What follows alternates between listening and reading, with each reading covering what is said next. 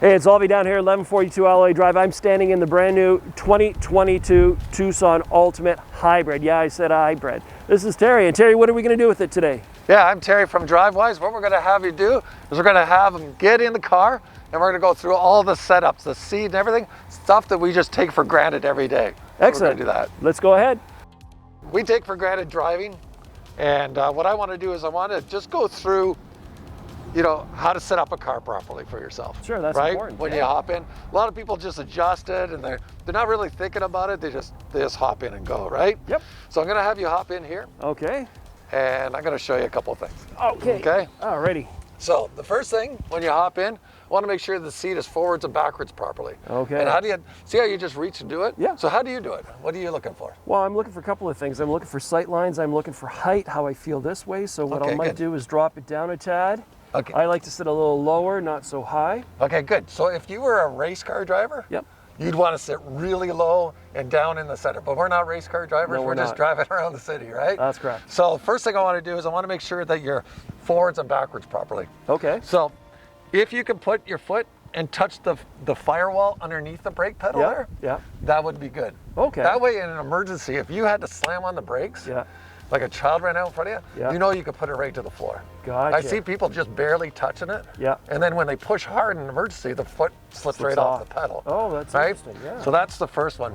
Okay. The other part of it, over here we've got this bump. Yep. Not every car has it, but most cars do have it, right? Gotcha. The name for that pedal, or that bump right there, is the dead pedal. It's the dead pedal. Yeah, that's the dead pedal. It's a footrest, really. That's really what it is, right? Yep. The purpose of having your foot there is that when you put on your brakes in an emergency really hard, your body wants to move forward. Yes, it does. And what you want to do is support all your body weight in this leg. Gotcha. That frees up the other leg so you can do all that quick pedaling that you need to do. Never even thought of that. Yeah, so that's the first part of it. Okay. And then, again, you're fairly tall, so it's pretty easy. Yeah. You want to be high enough to see over the steering wheel. Some people have a problem with it. Yep. If I put 3 fingers up on the steering wheel, easy to see over, right? It is. If that blocks you, then you got to get yourself a little bit higher or move the steering wheel a little bit lower, right? So this is both telescopic and, so for length for my arms, where would be a good spot for it? Because I have my own comfortable, but it may not be the proper positioning. There's a couple of things we got to watch out for. One is you got to be able to see the instrument. Gotcha. Right? Yep. And if you have your hands up in these ridges, you should have a bend in your arm. Gotcha. Okay. Yep. So how do we test it is, go ahead and lock that in. Lock it in. Put your hand straight out like this. Yep. Okay, just like over top of it. Yeah. You're probably a little bit far. Steering wheel should be around your wrist. Oh, okay. Well, let's try that. Just see how that would work out. Yeah. So now when you put your hands there, see how you got it's more a nice of a bend in your arms there. And that way when you're doing maneuvering, it's a nice maneuvering for that. Oh, that's awesome. Okay. No, that's good. So that's the other thing. Yep. The adjustment also about the telescopic we want to make sure there's at least 12 inches of space here for the airbag. To go off. Absolutely. So you don't want to be too close like that.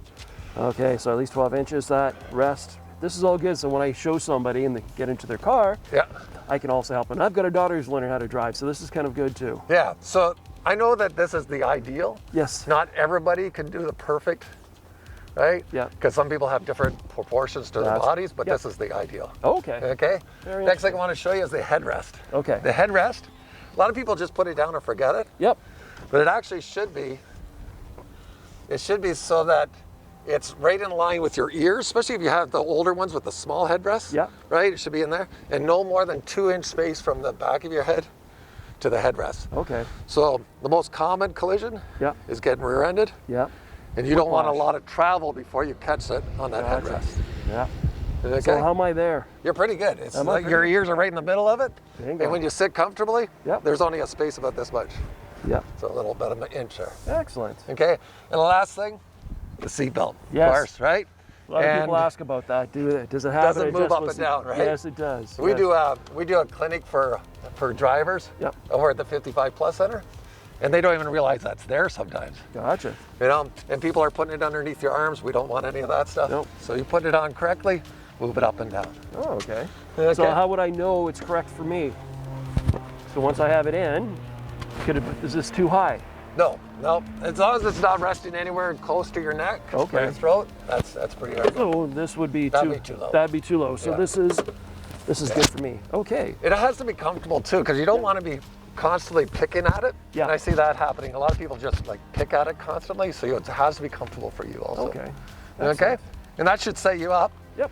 And on a later video, we'll talk about actually how to adjust the mirrors properly too. Excellent. Well, Terry, this is awesome. I've actually learned a lot of stuff that I can actually help people when they get in their own car as a salesperson, say make sure that we have things set up that way. And we do understand everybody's body is a little different, but being able to just give them some general guidelines. And like I said, I have a daughter that's learning how to drive, so this is a good way to also set them up. And then obviously send them to you. Sounds great. All right. Thank you very much. Oh, you're welcome. It's Alvis down here at 1142 Alloy Drive again. Thanks for watching us. I'm standing with Terry from Drivewise. Come on down, give us a call. Let's get you in an appointment. Let's get you in this vehicle. 346-5809, extension 438. And Terry, do you have a number for you? Yeah, my number is 344-3821. And join us next time as we go through the mirror setups. Inside mirrors and the side mirrors on it. Excellent. Thank you so much, Terry. Okay, thank you.